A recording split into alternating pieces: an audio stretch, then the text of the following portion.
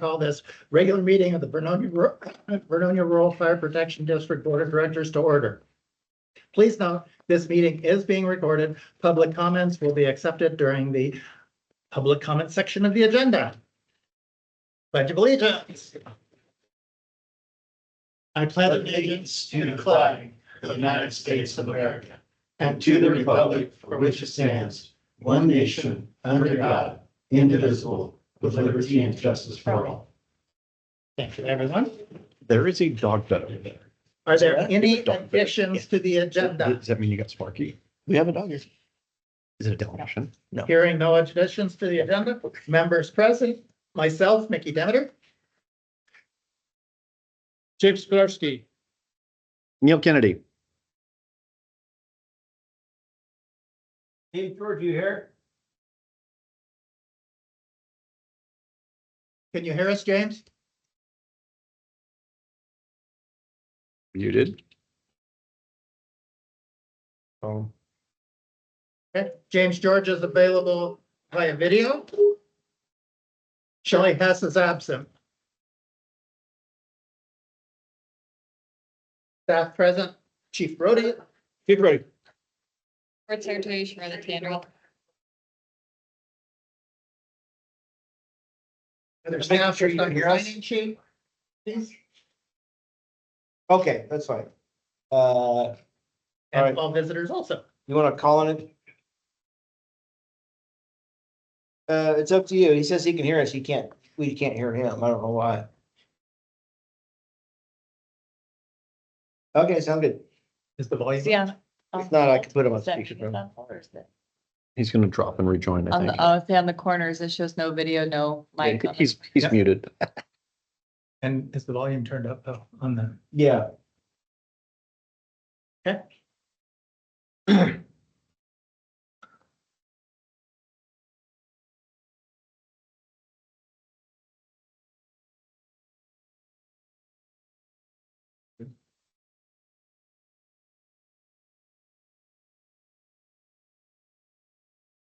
Okay. James, we don't think we can hear you. Can you hear us? You might be, it looks like you're muted also. It's not, he's driving down the road, so I think he's doing it over his phone. I think your microphone on your phone is muted.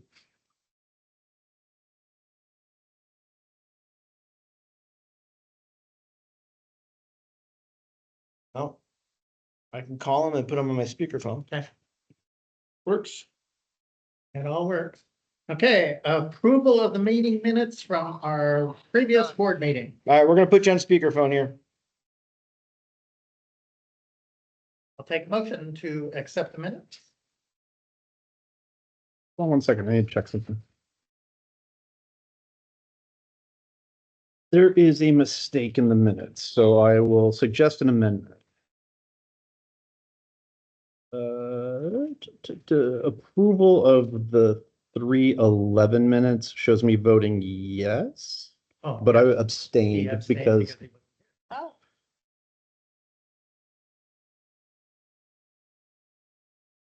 Thank you for catching that. Yep. Okay. Will we accept the minute? Can we have a motion to accept the minutes as amended? A motion to accept, see where we're at.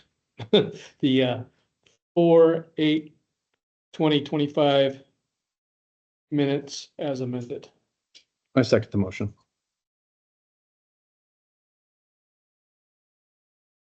Any discussion? Neil Kennedy, Aye. James Pizarski, Aye. James George. Motion carries. Newsletter. the next newsletter will be in the July issue of The Voice. Okay. What do you have planned for it? Yeah. Maybe some of what went on this today. Oh, yeah, we're gonna have updates on everything that's happened the last 3 months. Of course, that's We have one postcard of thanks to the EMTs for transporting a patient. awesome.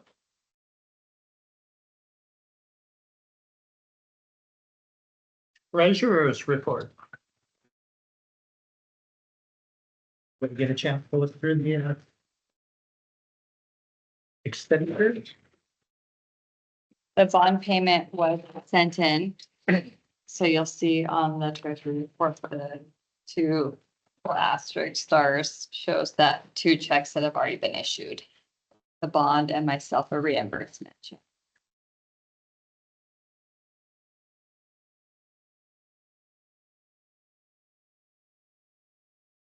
We have one more bond payment due next year for our water tender, then we'll be paid off. Nice. And 1 striker payment as well. So as soon as I get that last invoice, we can get that paid in full. Okay. Anybody want to make a motion to pay the bills?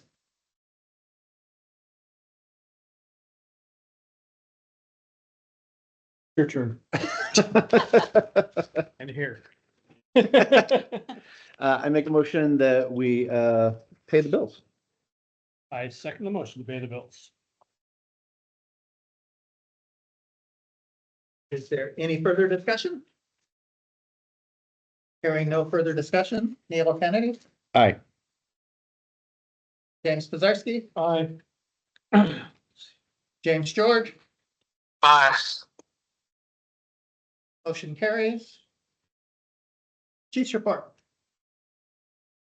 Okay, so, not a great deal of stuff. I'll blast right through this. We had a slow month, 39 calls for April. Various calls, 29 of those were rescue EMS calls, 1 brush fire, although we've had a second now, out of district. We're providing support for other agencies, good intent calls, service calls. So, 1 injury motor vehicle accident, 1 was a gas leak, a gas smell in a building that we dealt with. The one little expensive thing that came upon us here in the past week was our brush rig experienced a turbocharger failure. We took it in there, they replaced the turbocharger, and the mechanic was taking it out for a test run, said the turbo was great, giving them all good numbers, stuff like that. And then the thing dang near died on him again. And he had to re-diagnose what the secondary issue was. As it turns out, this is a longstanding issue for this particular year and model of pickup chassis, is that the interior laminate of the fuel tank was delaminating, clogging up the fuel lines. So they had to replace both the fuel tank and the fuel intake pump. So we're probably getting the bill $5,000 or $6,000 when we're all said and done, but it is running fantastic now. It's back. So, training. So last month we concentrated on another NFPA driver's course to get all our people, most all of our people certified to drive our rigs. Drafting, which is part of our ongoing efforts to improve our abilities and learning abilities, skills to move water around. Wildland refresher training, hose deployments, shelter deployments for upcoming wildland season, all good. Total man hour, I didn't write it down. Total man hour, I had it written. I'm sorry, I didn't write it on here. It's around 180 hours was our total training hours. We also did some crazy things, like we had a volunteer Knudsen went down and observed a Coast Guard training down in Banks, so it was good. 5 volunteers still in the academy. 1's wrapping up. His graduation from Banks will be Thursday. I'll be participating in that. And then we got 4 more that'll be complete in June. On the administrative side, volunteers are continuing to pull standby at the station, pulling shift. And that means they're here in duty on uniform, ready to respond for more than 2 hours at a time. That includes Chief Meyer. Chief, I estimated your hours about 50. Is that right for last month? I forgot to ask you. Okay. So we got about 150 hours of volunteer shift time here at the station. And so we appreciate that. Last month, we hosted an informal meeting in this room with the local timber industry leaders. It was a fantastic meeting attended by Mike Peel, Bighorn Logging, Fred Oviet from Forest Patrol was there. And we had probably 10 or 12 representatives in here. It was an excellent meeting. And what did surprise me, and I'm not trying to make any big deal about past people, but They said in the history, they'd never, ever been invited to the table at the fire department before for sit down and talk about Wow. what we can do together. And I made sure I recognize them that we recognize the fact that the timber industry is the economic driving force in this community, and we're very well going to be understanding and responsive of their concerns. So it was a great meeting. Formed some informal partnerships and got some ideas exchanged, so it was good. DPSST is rolling out a new certification called Support Firefighter. This certification means that the person has demonstrated proficiency in supportive roles such as exterior firefighting, hooking up the hydrants, placing ladders, changing SCBA bottles.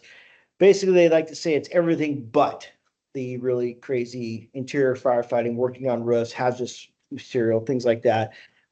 So we've got some personnel that aren't interested in doing the but.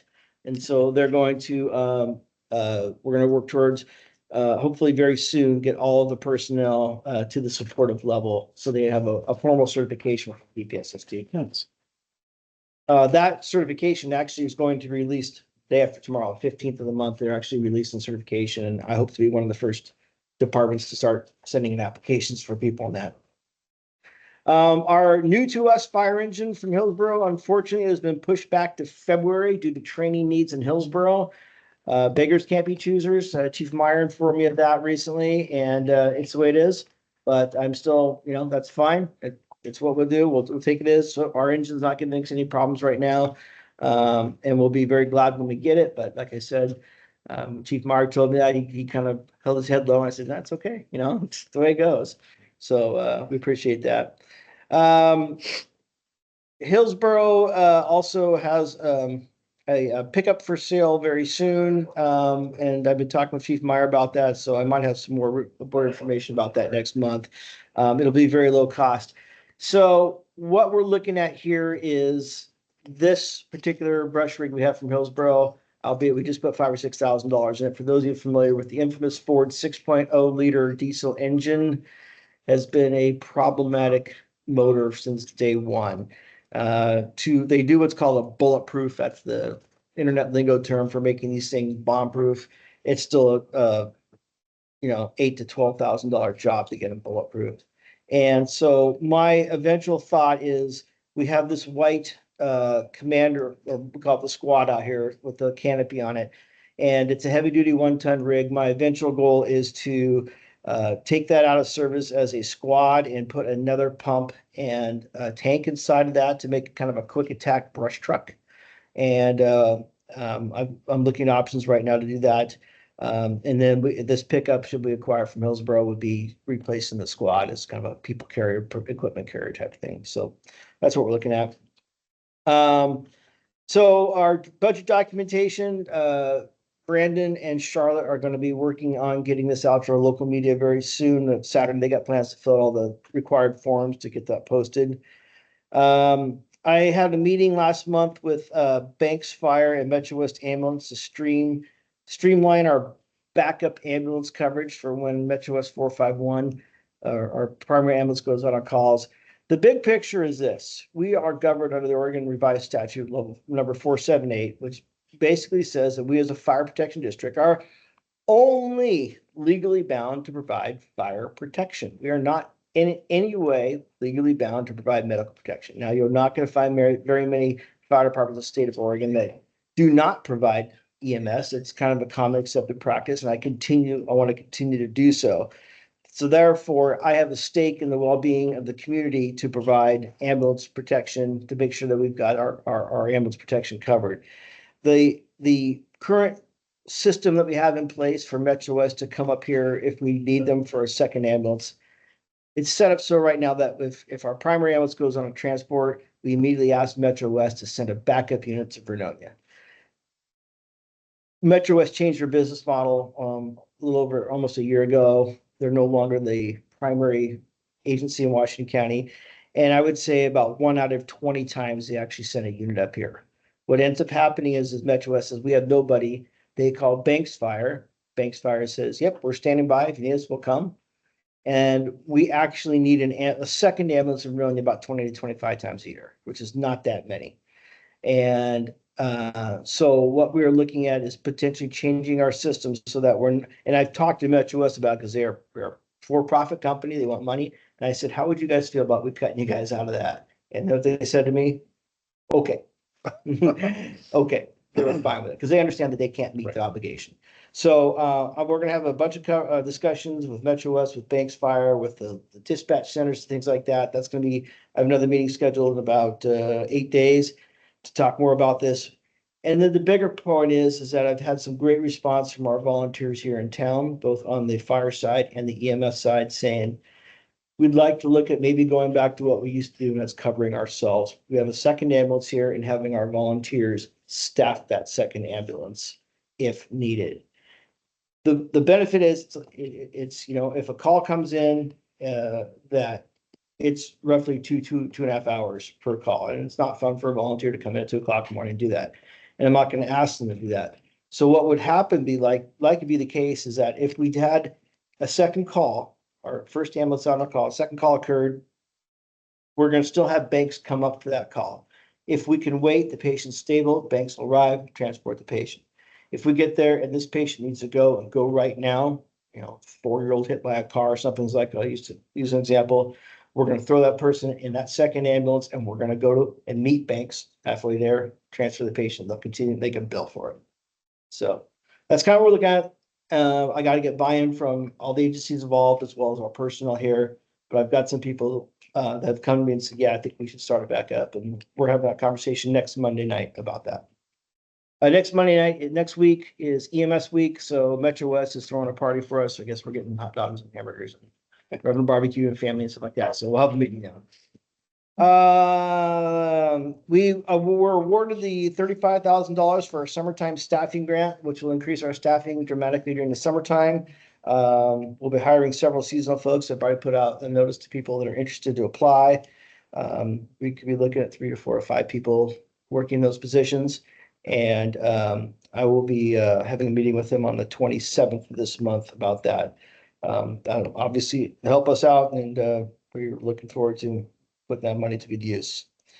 I think I talked last time, we had a 40-year-old valve inside our storage room over there that broke on us. They came up and fixed it for over $700, and then 3 days later, we noticed it was still leaking. We called up 5-Star Plumbing. They came back and fixed it for free, so it's no longer leaking. One of our volunteers, in fact, he's sitting in this room right here, Mr. Knudsen, has been looking at our floors out in the bay and said they're terrible, and we agree, because part of the grant didn't allow us to resurface the floors. They're uneven, they're marked up, they're cut up, there's paint all over the place, things like that.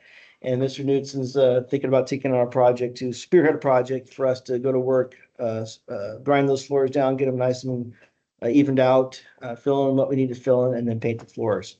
We'll probably do that at very minimal cost. In fact, we believe it'd be just the cost of the paint would be about it. So we're going to be looking at something like that. Thursday, day after tomorrow, this whole front of the station is going to say Vernonia Fire District. Our logo is going to be on it. Our address is going to be on it. It's going to be fantastic.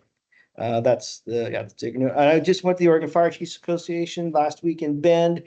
It was a good conference, met a lot of people, networked, made some business connections, and thought it was good. So any questions about Chief Report? Oh, thank you very much. Okay, moving on, old business. Board policies. For policies, I'm still continuing to upload stuff into the policies that you guys have approved into our flexible system. I've started to push them out to our staff to look over, acknowledge, it's not approved, but to acknowledge the policies so they see them. Most of them are the ones we really start out with board policies. So there hasn't been a lot of stuff. One of the policies you'll see today will be one that they'll be looking at to acknowledge. So the deployment of getting the policies rewritten and distributed is going well.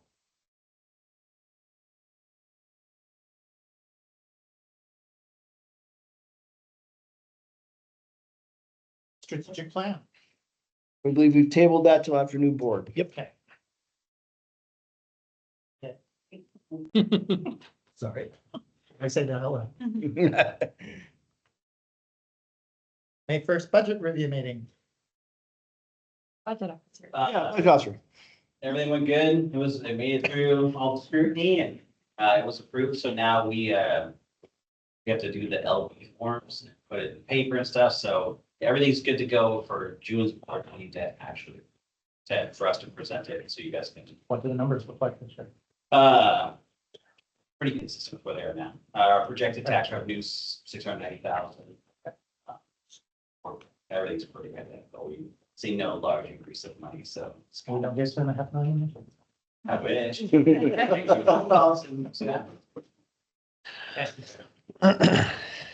Billing ordinance 2401, second reading. You'll find that in your old business tab.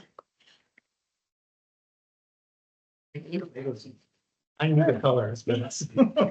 The light plum and that's So- about that. And Just a reminder, this is an ordinance that we got from another agency. It has been checked by our legal counsel, a couple of minor changes. Basically, that says that we can issue billing for particular, certain things that happen.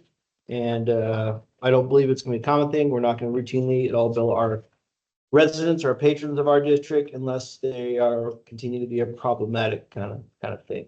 I don't see the need to bill our residents for double bill them for already paid taxes. But like I said earlier, if we go to the same house 4 times in 3 weeks over illegal burning, then we might have to make it stay a little bit. So, but I don't see that as an issue.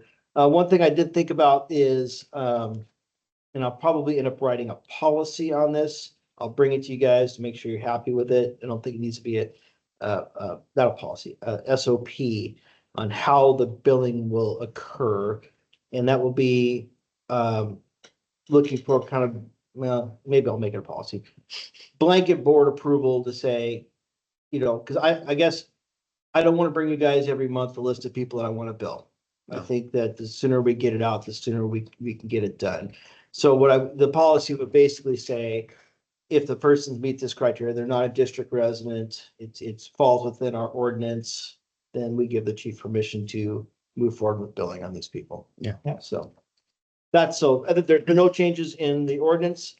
So I believe that we'll just need to say that, I guess you would have to, or somebody would have to say that this is considered a second reading with no Yeah. changes and. That's, Yes. yes, second reading. Am I gonna read it? You want me to read it? Absolutely. Vernonia Rural Fire Protection District Ordinance 24-01, an ordinance of Vernonia Rural Fire Protection District, Columbia County, Oregon, allowing for reimbursement for out-of-district services to out-of-district residents and property, and declaring an emergency. The Board of Directors of Vernonia Rural Fire Protection District does hereby ordain as follows. ORS 478.310 permits Board of Directors of a rural fire protection district to claim compensation for expenses reasonably incurred for 1, furnishing firefighting or public safety services outside the limits of the district, and 2, rendering services arising from an incident involving an airplane crash or an occurrence on a roadway, waterway, or railroad right-of-way for which no taxes or assessments for fire protection are levied by the district within or without the district. For the purposes of effectuating this policy and to relieve burden upon taxpayers of this district for the cost of providing such services, the policy of the Board of Directors of Vernonia Rural Fire Protection District shall be as follows. This shall be referred to and shall be known as the Vernonia Rural Fire Protection District Services Reimbursement Plan. Charges in the amount hereafter set forth in this plan shall be paid in any case where a fire or public safety incident as described in ORS 478.310 shall occur outside the limits of the district and help is asked of the district and the firefighting or public service equipment of the district and its personnel are used in extinguishing the fire or responding to the public safety incident, or where fire or public safety services are provided by the district as a result of an incident involving an occurrence on a transportation route within the district. As used within the section, the term transportation route shall include a roadway, a waterway, a railroad right-of-way against which no taxes or assessments for fire protection are levied by the district. The charges required hereby shall be paid where the services provided are to a person by that person, except where that person receiving the services was an employee, servant, or agent of another person, corporation, partnership, or entity, including unit of government. Such other person, corporation, partnership, or entity may be subjected to such charge at the discretion of the district. Where the services are provided to real property or personal property by the owner of such property. Firefighting equipment of the district may respond to suppress fire on property outside the boundaries of Vernonia Rural Fire Protection District upon determination by the duty chief that the dispatch of available personnel and apparatus will not otherwise jeopardize the availability of Vernonia Rural Fire Protection District to provide continuing fire protection within its own boundaries. Whether the criteria of this policy are met shall be determined by the district's duty chief and may be made by on-site investigation or reliance upon reports of others. Charges for services provided by the district arising from an occurrence involving an airplane crash or an occurrence upon transportation route within the district shall be waived where the person receiving such services is a resident of the district, or the person receiving such services is the owner of taxable real property within the district upon which taxes are levied by the district, or where the services are provided by a person who, at the time of incident resulting in such services, was acting as an employee, servant, or agent of another person, corporation, partnership, or non-governmental entity, which other person, corporation, partnership, or non-governmental entity was the owner of taxable real property within the district upon which taxes are levied by the district, or as determined by the fire chief. The charges therefore shall be fixed periodically by the Board of Directors of the district in accordance with the state standardized cost schedule issued by using figures that are usual, customary, and reasonable. Billing shall be conducted in accordance with an agreement with a cost recovery company. The mitigation rates lists in Exhibit A will increase by 1.5% annually or based on the annual percentage increase in the Consumer Price Index, CPI, as developed by the Bureau of Labor Statistics of the U.S. Department of Labor, whichever is more. Rate adjustments will occur on the anniversary date of this resolution to keep the fire district's cost recovery program in conformity with increasing operating expenses. The schedule of charges shall be contained on Exhibit A attached to this resolution.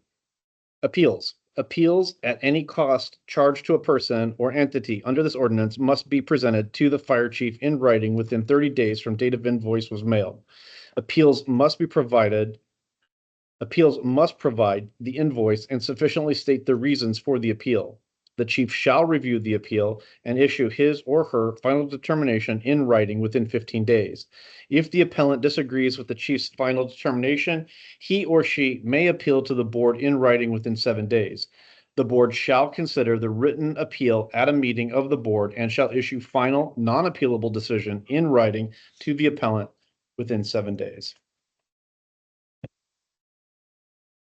Continue on Exhibit A? No, I think Exhibit A, because of the fact it's prices and everything like Yeah, that, which exactly. can change. Yeah. And it's not actually part of The the ordinance. ordinance. Yes. So with the approval of the ordinance, should the board approve the second reading, then it goes into effect 30 days from today.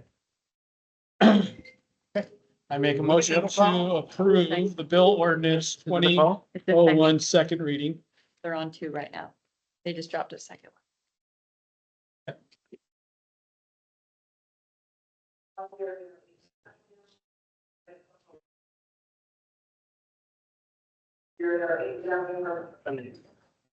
I don't have dispatch banks. I'll see, Con. 3661732. Okay. And maybe, What? missed also. Yeah, sorry about that, folks. No worries. Good. It Where always were- happens. When it rains, it pours. Okay, I will take a motion on the billing ordinance 24-01. I make a motion to adopt billing ordinance 24-1 second reading. I second the motion.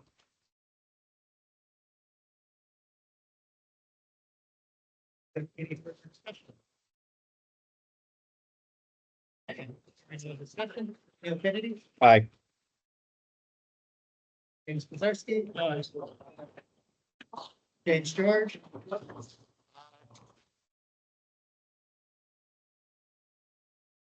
Motion carries.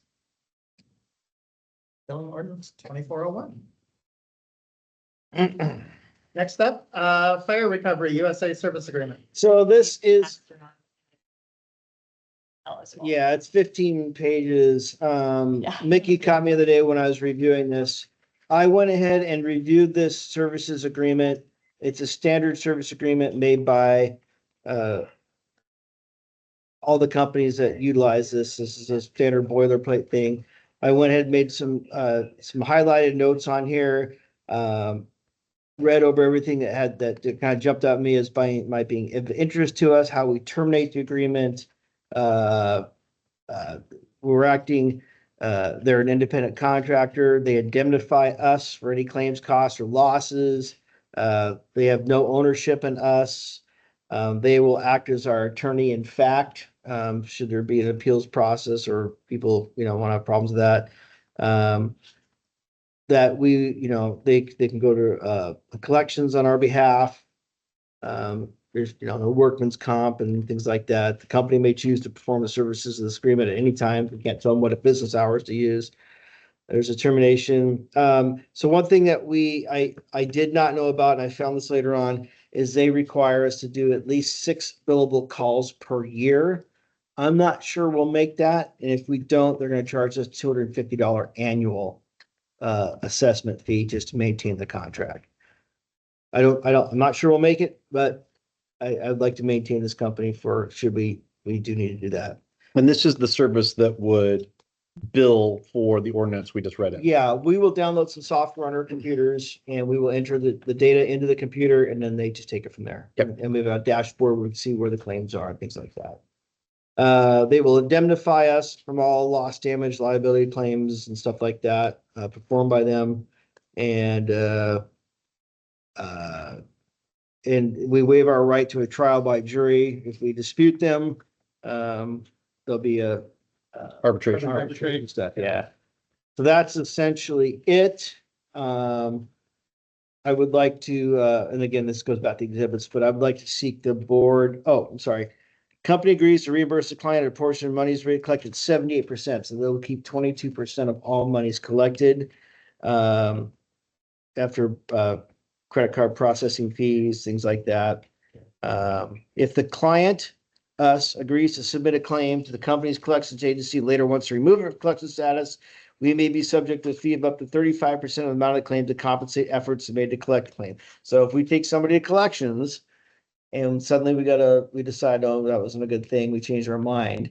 Well, if they were going after You're gonna have to 1,000, pay. and we're gonna have to pay a little bit because they did some effort on our behalf. So if we decide to go to collections as a board, we have to say this, we're gonna stand by it. So, and that's the information I will give to you guys every time that I would not ask the company to go to collections and let the first talk to you guys, of course. So that's really about it. I would seek board permission to sign this contract on behalf of the district. So we can have this company in place and 30 days from now, we'll be up and running. Do we decide which claims they're going to pursue, or are they looking at a live feed of all incidents? No, And we submit them. so they only pursue the ones that we tell them. They will not know, they don't know about anything unless we submit the claim. Okay. It's just gonna increase our workload a little bit for our responding crews. They're gonna have to get driver's license information, insurance information, things like that. Standard. I got any idea what kind of revenue it's gonna generate? I would like to reiterate, this is not about. I know. generation, I okay? know, I but- think we need to put that on public record. This is not about revenue. This is to replace stuff that, we get damaged, that we use, Right. things like that. No idea. No idea. I couldn't tell you. I have not been through here, worked in this department through a summertime yet to know how many crashes we're running. That's it. It's to save the taxpayers here money Right. in the long run Yeah, for people who are out of district. that Yes. We go help. exactly. Or those out of district fires we're responding to. What I will tell you this is I spoke at length with the Aurora Fire District, which is a little bit larger than us, maybe half again as large as we are in terms of calls and staffing, things like that. And they did tell me that over a period of 5 years, they've collected $239,000. So, That'll help. I mean, but I think I have a feeling, but they've got I-5. And 99. Yeah, so they've got a lot more transportation routes that are probably high call volume stuff than we would. But we do have our share of crashing, Yes. We do. and most of those tend to be not local people. Wait, Right. Okay, I'll take a motion on Fire Recovery USA Service Agreement. I make a motion that we go ahead and approve this contract that's being brought before us for Fire Recovery USA, And chief concerns. and that the chief can execute it.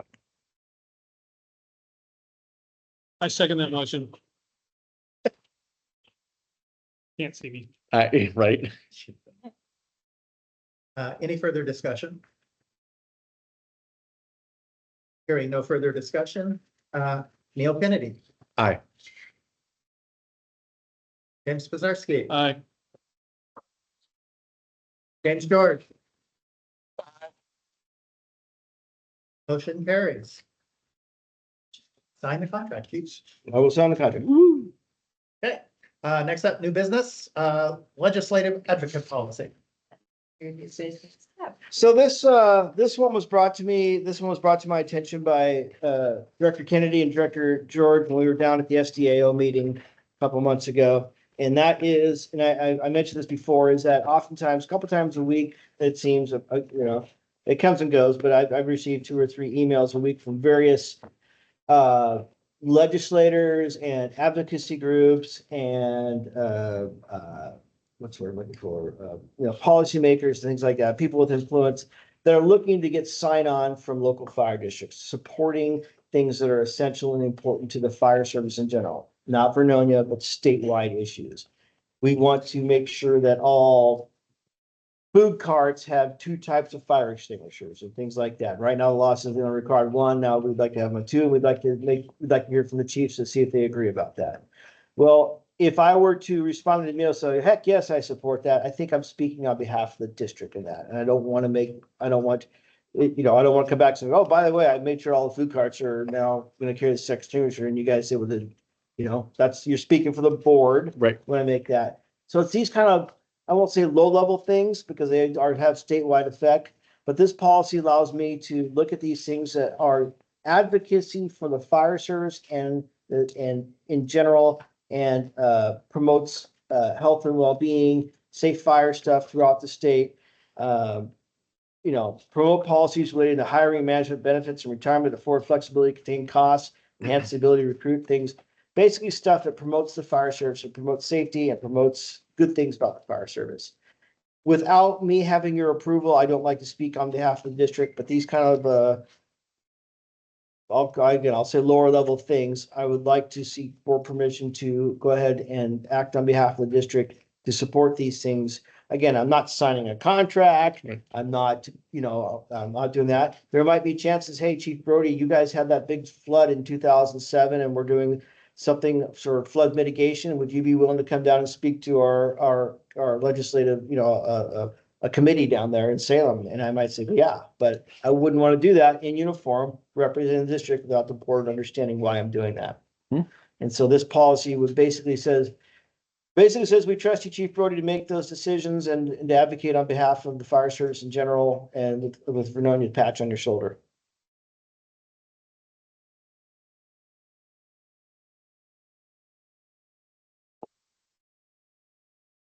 We asked district councils. I have not, Consideration. however, this did come from SDAO. Okay. I pulled it directly off the Yep. SDAO. So, That's it. so and this is why I had asked for it. Part of the discussion is when these things come up, oftentimes they're looking for testimony and they're time sensitive, right? Hey, there's a committee hearing and it's going to be this week and it's regarding, Yeah. grant funding for fire service for the coming year. I would like our opinion to be heard on those things, and clearly we trust the chief to be the executive officer here. And so that was kind of my point, is because they are time sensitive. Oh, I agree. I wanted him to have the ability to go ahead and, speak as a professional with years of service in the industry and make our voice count.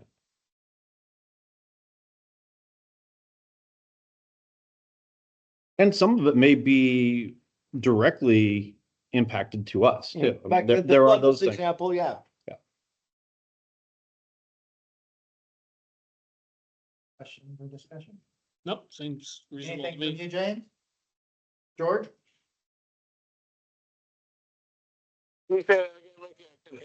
Yeah. Is there anything else that you would like to know about this?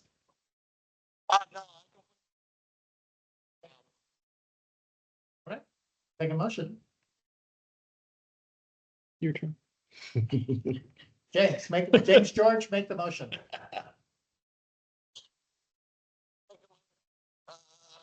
To have a policy for chief to represent committees.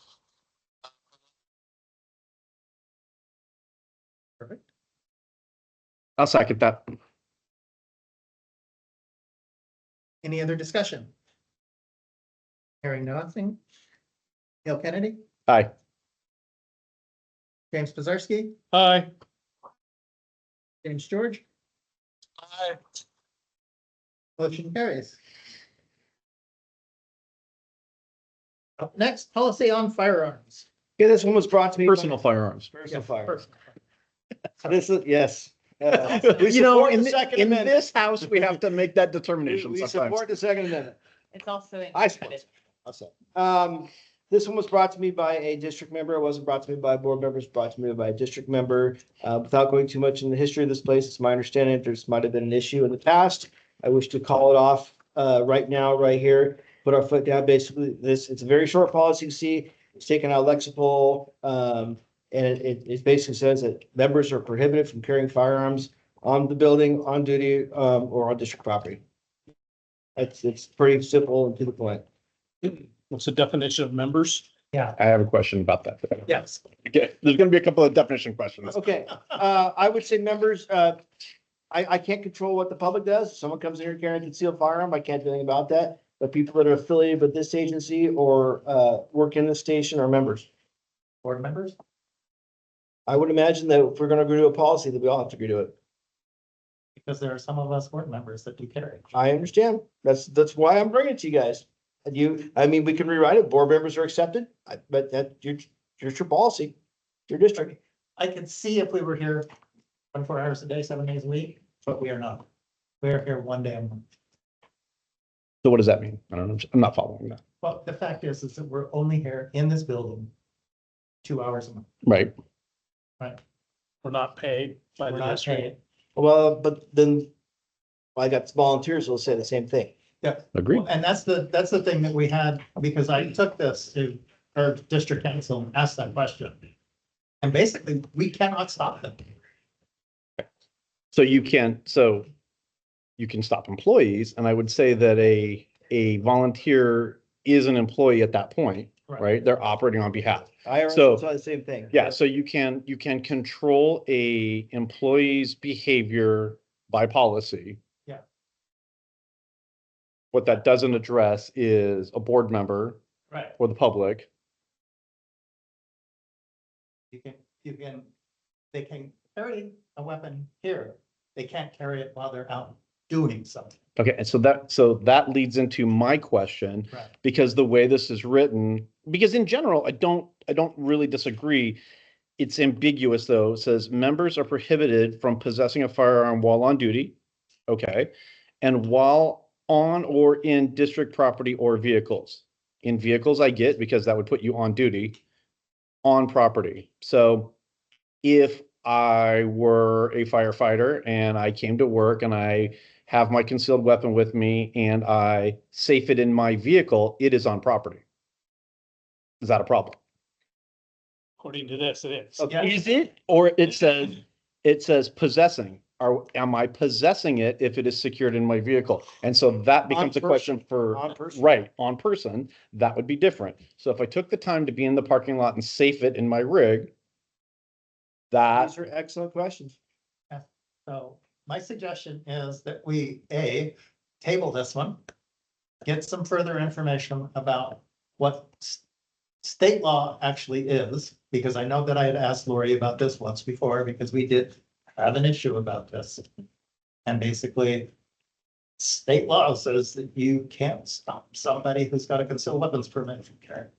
But employee can't. Employees we can, right? So That, this was directed at employee. And again, folks, I was asked to bring this. Yep, no, that's good. We totally get it. Yeah. But we just want to make sure it's done right. So What would you like to say? Oh, we're taking comment, public comment? Yeah, a public comment on this?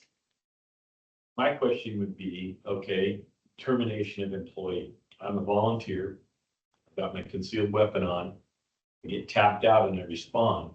And all of a sudden I realize I'm in uniform and I've got my concealed weapon is still on me. Yep. I am now an employee. I'm now part of the team. You got to vet this out a little bit. And so I would treat that the same as any violation of policy by an employee. Is it egregious? Right. No. No. No, absolutely not. It's egregious. This would be a counseling thing, like a reminder, something like it is that. on the person not to do that, Yes. Yeah, right? Yes. you know, And- absolutely. Worst case scenario, is individuals on the scene somehow becomes a combatant. Yeah. Individual manages to brandish that weapon off of the person, and now it becomes Now it's an incident. now we got a lot of problems. Right. So. But if you it's like everything else, right? It's concealed. You go and you do your business and nobody ever knows about it. And you're like, next time I got to remember to Right. No issue is no issue. And No, discipline is In the chief's and up to your the chief has, purview of yeah, how you want to discretion. handle it in discretion, you know? Absolutely. I would say this, I am encouraged by this. I think we need it. I can provide you with an exemplar, one that I wrote, and how I handled this in another place, a governmental entity. And I think it's a good compromise. I think it answers a lot of these questions. And the other piece of it is, to me, this goes hand in hand with a workplace violence policy. Because I have one of those coming up. I bet you do. So to me, a firearm is not an issue, a weapon is an issue, right? So I could grab any one of the tools out there and do horrific damage with it. Well, I've got Charlotte, so that's what I. Right. So right. You pick her up It's and not hit the, people with it, the or- implement to me is not the problem. It is the intent behind it, And right? I definitely don't want to get into a 2A Yeah. discussion. Nor do I. But, and I agree with all your points. So I was asked, I'm not repeating myself, but yes. And if you would please send me an I can do that. electronic copy of what you have, Send it tomorrow. I will be happy to bring that to the board next meeting. Again, I'll give it to you as a suggestion. You do with it what you like. And if there's pieces of it you think you can use, feel free I to. would 100% support that. I just mark it up as, I just mark this up as tabled for further review. Works for me. Okay. Thank you. Number C, fire chief contract modification, weekly hour increase. Yes, so at the budget meeting, on May, whatever it was, May 1st, we, increased, with the budget committee's approval, increased my hourly, not rate, my hourly expected hours from 20 to 27. Put me from roughly, 1,040 hours per year to about 1,400 hours per year, which averages out to just about 27. It was 26 point something, but 27 hours per week, which is roughly 1,400 hours per year. You know, I'm not complaining, but I've been working well in excess of full time. And, if I didn't like it, I wouldn't do it. There's no, that says I have to, but I have been, and, that's on me. But, we do have it in the budget to increase my hourly, expected work week from 20 to 27. With that, that'll, of course, that'll bump up the amount of money you're paying me a little bit. So the contract, this is the contract you guys signed with me last September or October, where it was. Same contract, just a change in the start Is it and, your new yeah, business? start and end behind date the and, firearm. changing the hours. And this would affect July 1st.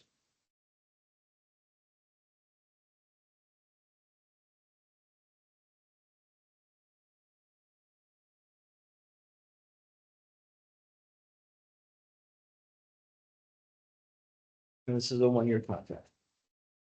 Section 5, yeah.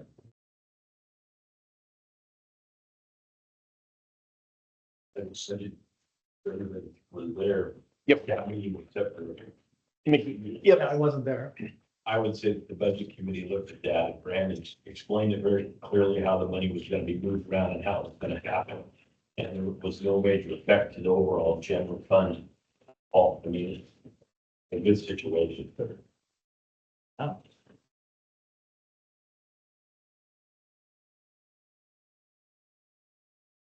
So this contract is exactly the same except for the amended hours. Everything you see in yellow is the only thing that's been changed. Anybody have any further questions? Not I. I'll take a motion to update the chief's contract. I would like to make a motion that we update the chief's contract to reflect the increase in hours. I'll second the motion. Okay, Okay, let him second it. I did. Thanks, James. Any further discussion? Hearing none. Neil Kennedy, Aye. James Pazarski, Aye. James George, Aye. motion carries. Moving on, board election results. I like that original.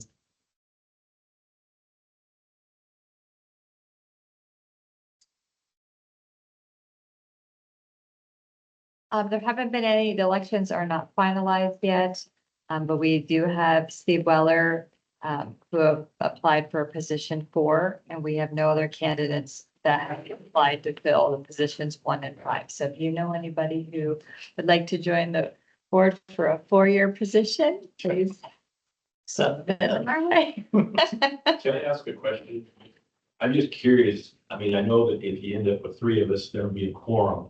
But what does this county charter, the ORS statutes, or any, does anything affect that one special district with a small board? No. Okay. So County commissioners has to step in and fill less than. If we couldn't make quorum. if you could not make quorum. Exactly.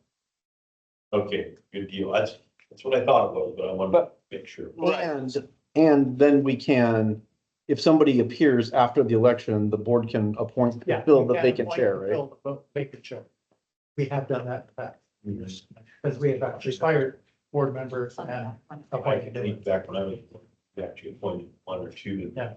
Fill this. I have spoken with a couple different people. One of them was gonna try to be here tonight, could not make it, to kind of sit in and listen in. But I've got at least one person that's somewhat interested, and I'm actively recruiting other board members as well, so. And like I said, I would step in and fill if need be. Your phone might be ringing. Yeah, I know. Any chance that this was a conversation with your timber folks? No, it's not. Did I understand you correctly? If DP, you would fill a position? Yeah, I already told him that. Okay, good. So I like this gonna be held the next year, so. I think he said no. Yeah, she did. Repeatedly, loudly.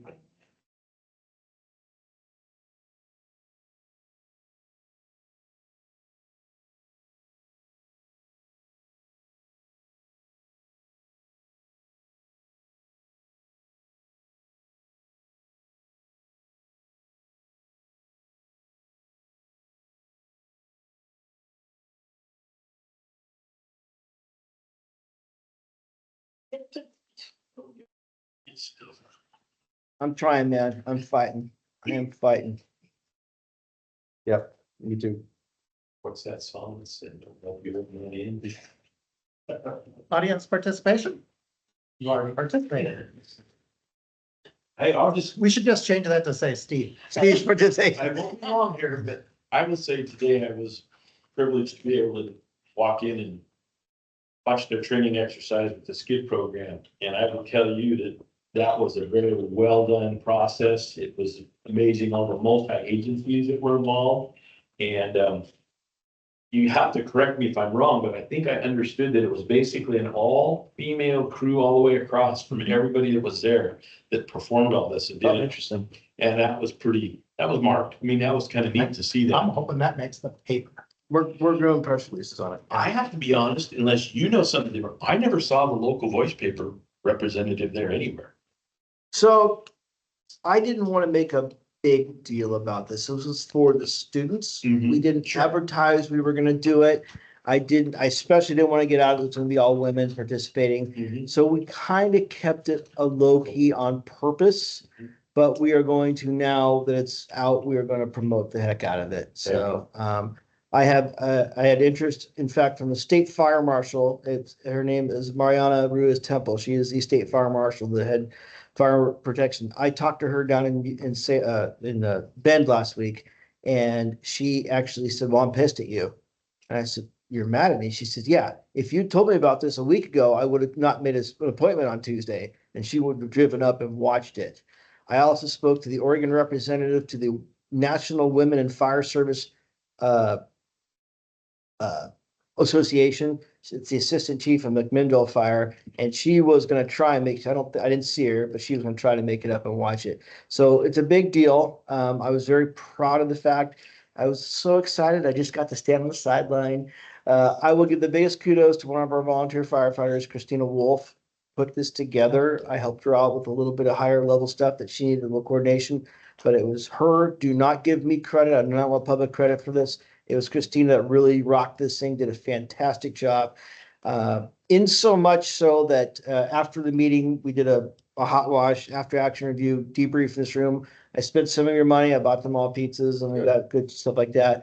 A couple of them we're looking at getting applications from us, from other agencies and other places. So I even got an old volunteer who hasn't been here 10 or 12 years, who actually, I said, "Is it a hard no?" And she goes, "Well, it's not a hard no." So I'm working on her too. So anyway, it was good. It was excellent. It actually went down just fantastic. From my perspective, watching it, it's well done. Yeah. Very professional. Long live the hen house. Long live the hen house. Yep. I'm doing this to myself. That's the problem. I would love that it happened.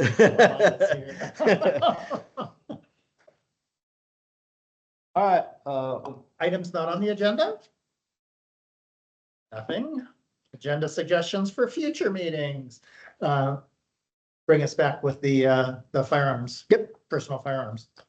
And I will make sure to have the board election results in the next one as well. And if you come up with something, could you email it out to us? yeah, as soon as I get it from Neil, I'll hash through it and kind of make it applicable to us in any way it needs to be, and I'll get out to you guys.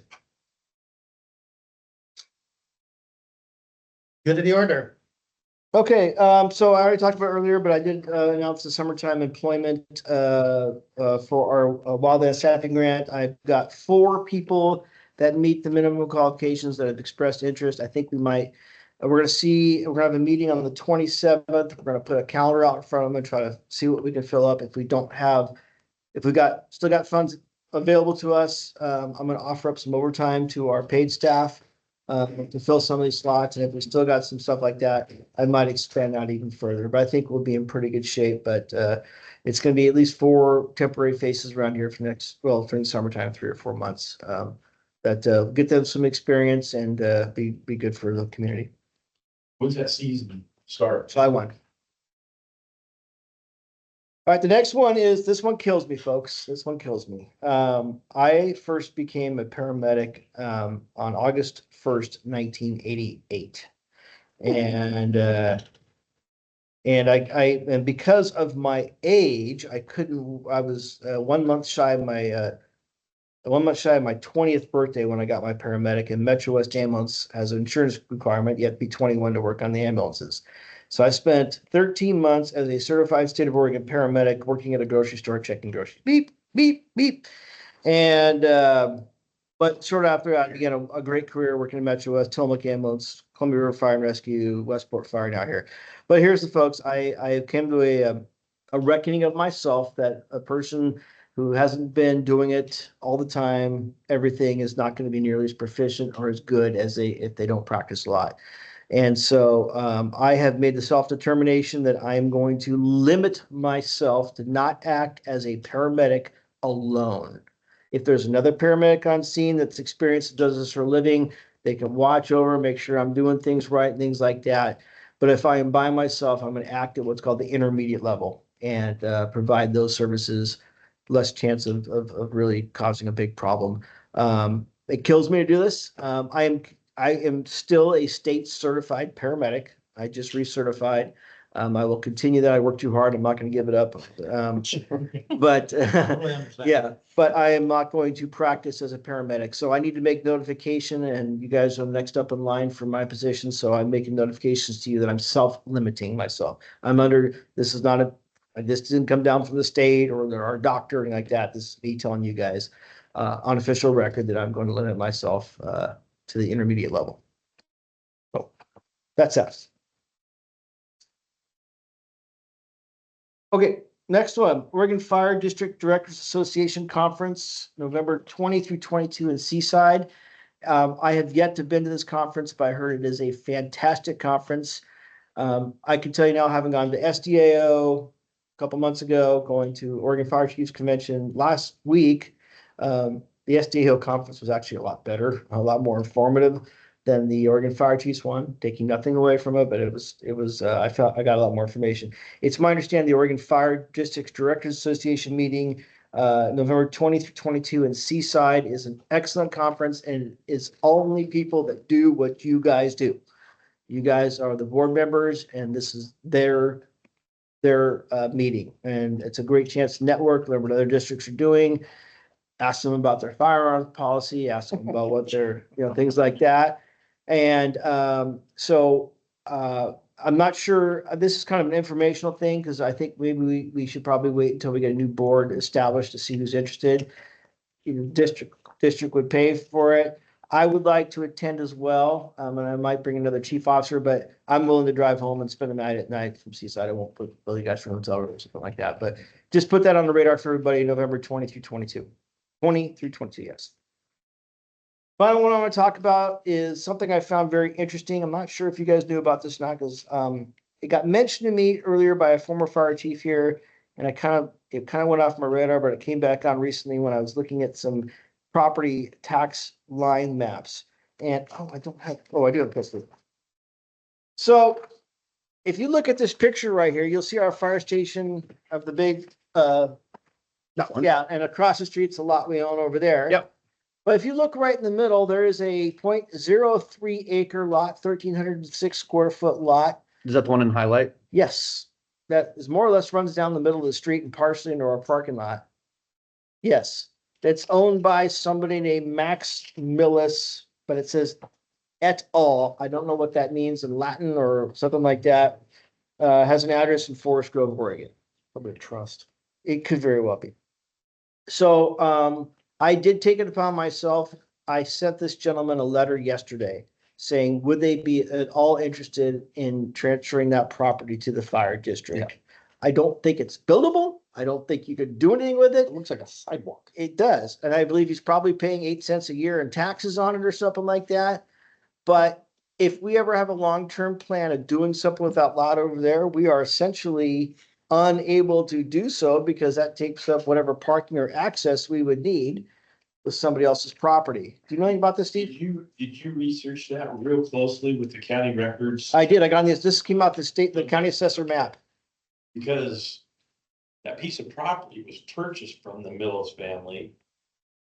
And I thought it all came. I didn't know there was any, this is news to me, a new script in there. I pulled this. But I do know the family. Okay. The Mills family, they're an old family. They were related to the Sword family because the daughter married Bill Sword and blah, blah, blah. And my aunt was the sister of him, Larry Brother, everybody. You're not telling me they got all. But anyway, long story short is I do know the people. In fact, Chris Coda and Kayla Coda would be, Kayla is an actual family member of the Sword family. It's interesting because I think the Gerald Mills just passed away, and I don't think his nickname was Max, but interesting.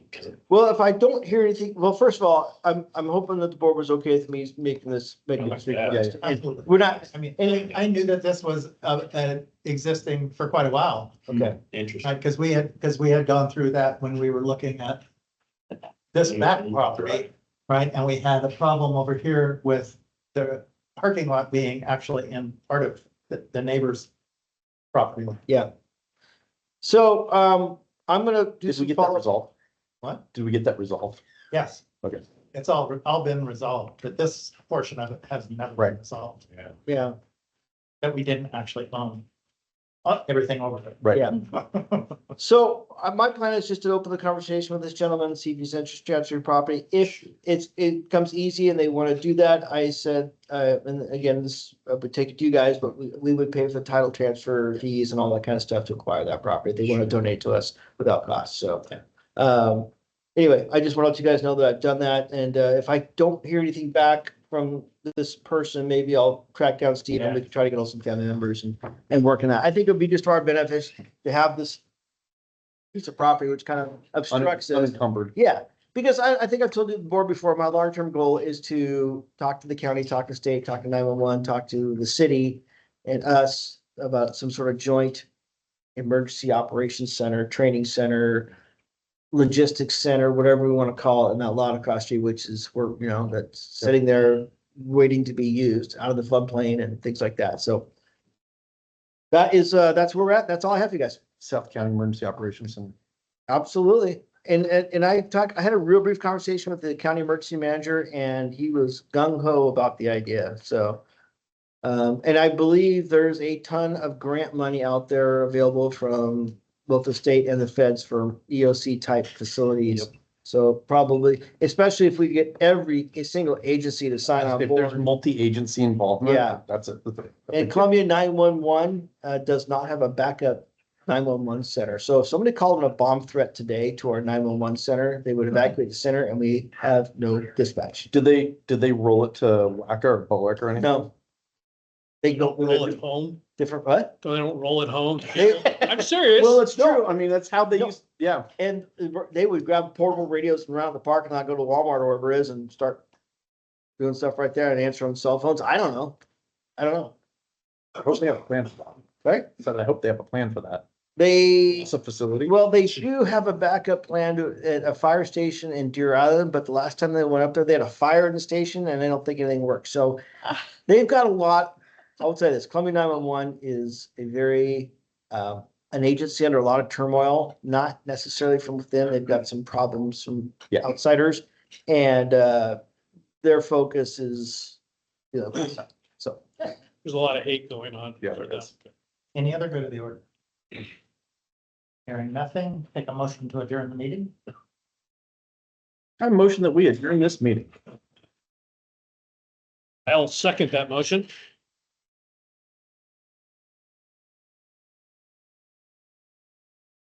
Neil, Aye. James, Aye. James, Thanks, James.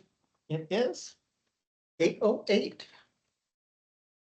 Bye, James. I'm gonna hang up on you. Our next meeting is Tuesday, June 10th, 2025 at 7 PM. My sign off day.